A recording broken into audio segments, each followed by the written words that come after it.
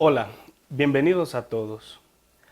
Al iniciar he tomado bien una frase del autor George Edward Moore en su texto Introducción a la Filosofía Educativa, que dice: a pesar de todo, solo hay una raza, la humanidad. El tema que presentaremos es la filosofía educativa y su análisis en la universidad. Para ello, vamos a entrevistar al profesor Julio Izaguirre, de profesión filósofo, con una larga experiencia académica en la Universidad Nacional Autónoma de Honduras y la Universidad Pedagógica Nacional Francisco Morazán. Bienvenido, profesor Julio. Gracias por aceptar nuestra invitación. Gracias por tu invitación, Alex. Hoy Bienvenido. de nuevo estamos en la Gracias. cita. Profesor Julio, ¿existe una epistemología de la educación? Bien, esta pregunta trae consigo algunos conflictos que son propios de la epistemología en sí. O sea, de hecho, la epistemología es una serie de luchas, de revoluciones que fueron así citadas por este autor Thomas Kuhn.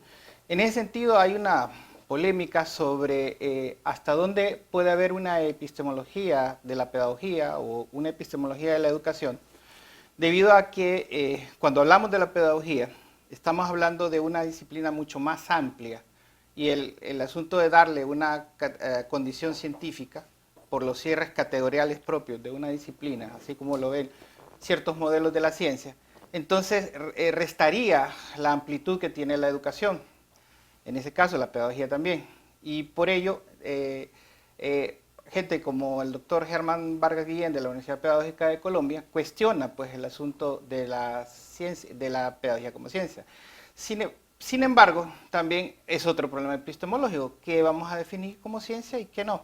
Si vamos a tener un modelo clásico de las ciencias duras, el modelo positivista de ciencia, o tendríamos un modelo más abierto como los modelos hermenéuticos propios de las ciencias sociales. Bien, se dice que el conocimiento es histórico, social. Por ende, ¿qué conocimiento epistémico nos ofrecen los autores Johannes Eysen en su texto Teoría del Conocimiento y Karel Kosit en su texto La dialéctica del mundo de la pseudoconcreción? Bien, ambos autores tienen enfoques distintos sobre el asunto del conocimiento y indirectamente de la pedagogía, aunque hay que aclarar aquí, ¿verdad?, que la teoría del conocimiento tiene alguna divergencia con la epistemología, pero básicamente tratan algo importante, el conocimiento y la validez del conocimiento humano.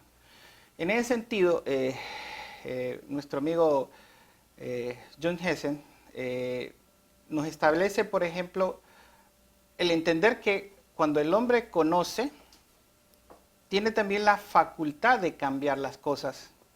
El ser humano no solo tiene la capacidad de transformar la naturaleza a partir de la manipulación de la misma, sino que también el hombre conoce a partir de conocer la naturaleza, conocer todo aquello que nos rodea. Por otro lado, nuestro amigo Karel Kozik nos hace ver que el conocimiento es un proceso histórico, social y práctico. En ese sentido, el conocimiento no es algo único, no es algo pétreo, es algo que está en constante cambio y evolución. De hecho, a veces hay un asunto de enfrentamiento de cierta generación con otra por cómo concebir la verdad y cómo explicar los fenómenos de la naturaleza. Es decir, eso es parte de lo que nos advierten los autores. La capacidad, aunque limitada, que el hombre tiene, un poco del enfoque kantiano, de que el sujeto es un ente autónomo, pero por otro lado, en esa autonomía también no tiene la seguridad de poder captar la naturaleza, las cosas, la realidad.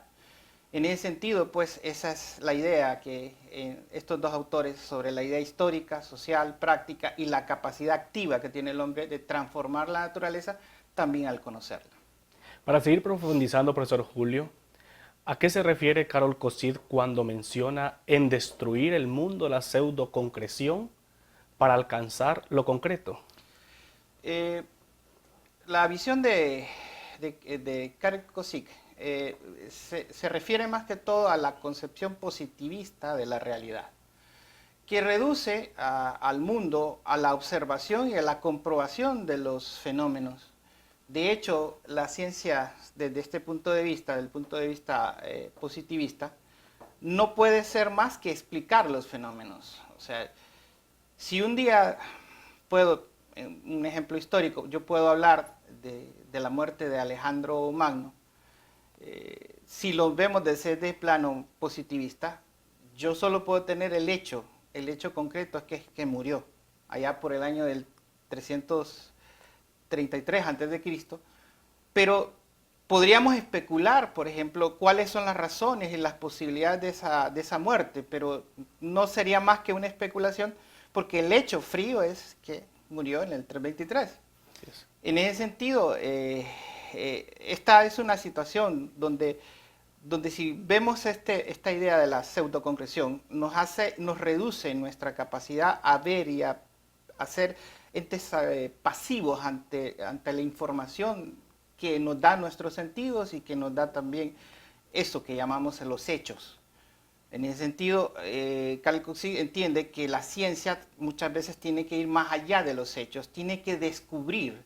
En ese caso, a veces no necesariamente descubre la realidad en su totalidad, pero por lo menos se aproxima, a veces rodea la realidad. Así como un ejemplo que también Kant nos daba sobre este asunto era cuando alguien quiere, un arquero, por ejemplo, un ejemplo de un arquero, ahorita que está de moda las películas de flechas y espadas.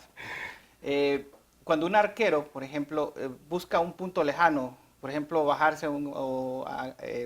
a un caballero de larga distancia, el arquero lo que tiene que hacer es no apuntar directamente hacia él, sino que tiene que buscar un ángulo de altura, hacer el tiro lo más largo posible para que éste, en su momento de regreso, pues pueda alcanzar su punto. Si usted dispara hacia más adelante, simplemente esa flecha no va a llegar más allá. Entonces, así también la capacidad teórica, el teórico tiene que ir más allá de los fenómenos, más allá de los objetos, especulando muchas veces, pero una especulación válida que con los tiempos se va a poder confirmar o se va a poder rechazar. Bien, en conclusión podemos decir que la epistemología ha tenido un proceso histórico bien amplio y que ha tenido como objeto de estudio la educación. Por ende, no olvidemos que la educación, su misión es formar al ser humano para que enfrente los grandes cambios de una manera progresiva, creadora, activa, que la sociedad misma presenta. Agradecemos, profesor Julio, su presencia aquí y pues vamos a seguir más adelante en otras entrevistas.